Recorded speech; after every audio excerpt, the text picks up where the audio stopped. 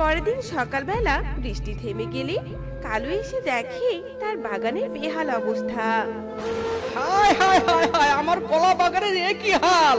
এখন আমি কি খাবো?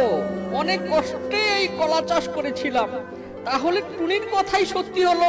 হায় হায় হায় হায়, কেন যে বাগানের কোনো ব্যবস্থা নিলাম না। কালু এসব বলে কপাল চাপকাতে থাকে। অন্যদিকে টুনি অনেক খুশিতে তার বাগানের কলা বিক্রি করতে থাকে। এদিকে কালু খিদের জ্বালায় ছটফট করতে থাকে, আর খিদের জ্বালা সহ্য করতে না পেরে টুনির বাড়িতে আসে। টুনি রে টুনি, তোর কথাই সত্যি হয়েছে।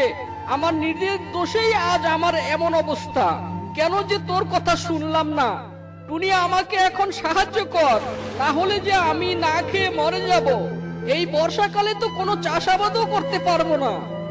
দেখেছো তো কালু দাদা, সঠিক সময়